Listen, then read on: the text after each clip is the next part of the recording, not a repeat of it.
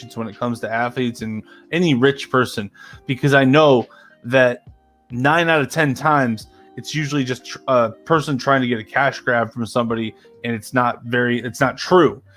But clearly this one isn't going away.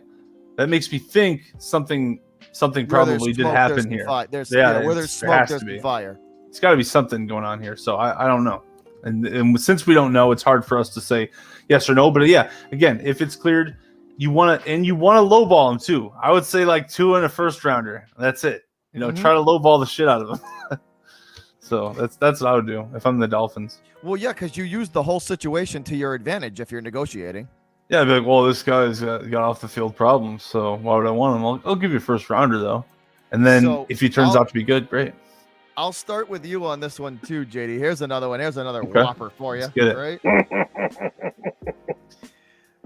The Urban Meyer situation and the video that came out. Oh no. Oh no. Married dude, and he's got some hot little thing grinding up on, like that bad. Like if you're a married dude and something like that's going down, there should be like red alarm bells just going off around you. It should be like DEFCON 5 in your mind. But clearly Urban Meyer is a absolute disaster. So what are your thoughts on that whole situation going on down there? To me, this goes beyond infidelity.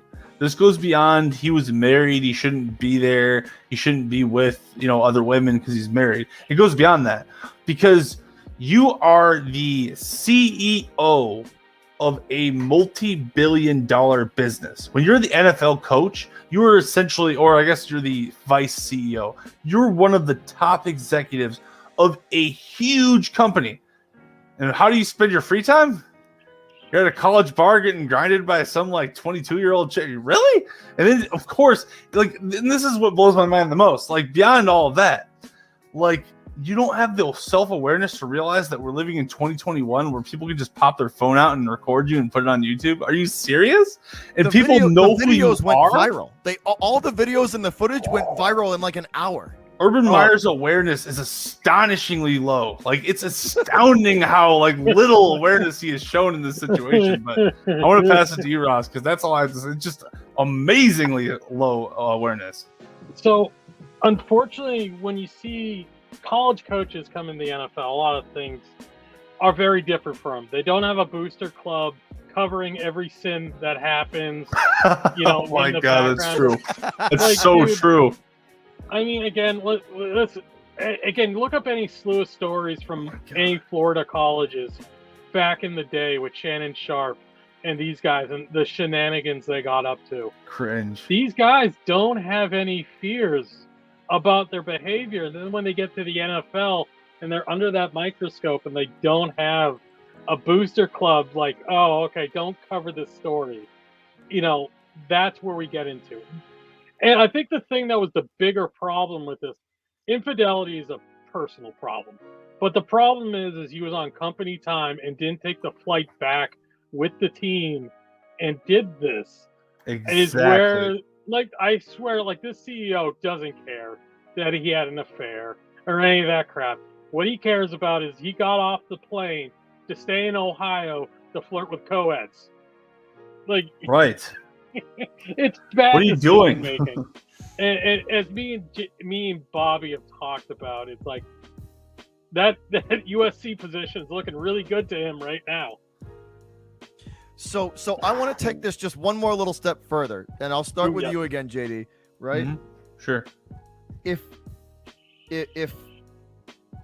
one, this absolutely shows me that the dude was not ready for the NFL. He was not ready for the scrutiny, for the responsibility, for the leadership that was going to be asked of him. He was not ready for clearly not ready for it. Let's say he loses his next 2 games. Is Shad Khan, are they going to fire him, or should they fire him? I mean, here's the thing. He does have a lot of credibility in that area. So the owners can kind of do whatever they want. Because if they did fire him at this point, they'd have something to turn to and point to and say, hey, he hasn't handled himself professionally. We can't keep him out here. He's supposed to be the face of our franchise. We can't keep him out here looking making us all look like fools. But on the other hand, he is a huge part of the Jacksonville area. They obviously, from being the coach of Florida, bringing national titles there, he could probably lose for 5 years. And as long as the owner wants to keep him there, the fans wouldn't. I mean, the couple fans that are there won't say anything about it. They're not going to freak out too much and put too much. The 17 fans that show up to Jaguars games.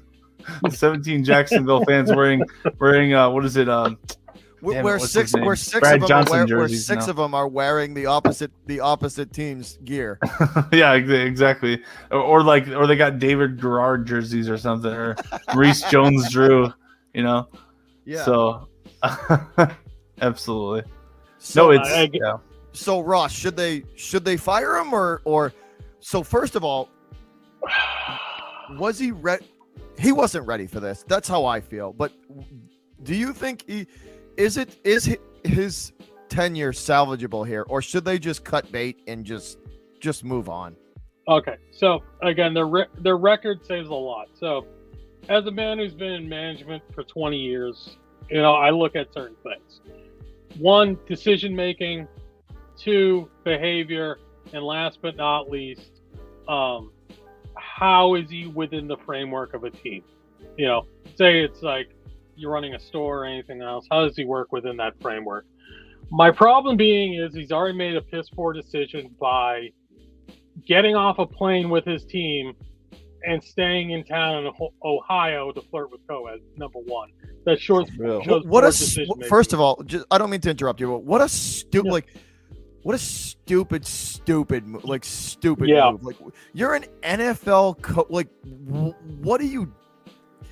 You're a celebrity too. Yeah, like well known. Stupid move. Yeah, everyone knows who he is.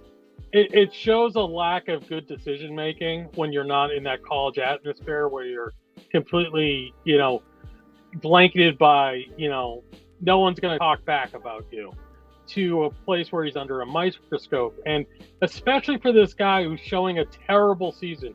You got the number 1 drafted quarterback in the NFL draft, and you can't do anything with it. You got one of the best receivers in the league not catching footballs. You have an O-line that's Swiss cheese.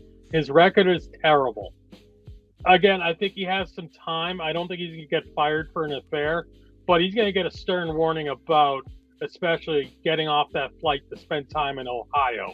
That was not a good decision. And as a manager, I'd be looking at him really closely for the next year or so, and whether or not I'm going to make a big decision on him come the end of the season. Dude, no doubt. Here's the thing, right? It's that leash that he had just went from like a 10-foot nice little retractable leash to a freaking choke collar. Mm-hmm. Again, it's you can't make that kind of piss poor decisions when you're representing an organization. You know what I'm saying? Well, and here's the thing. So just to like end it, like you're an NFL head coach. You represent the brand too. You know what I mean? Like, you represent the team as a brand as well. And they're not going to tolerate stuff like they're not going to tolerate stuff like that.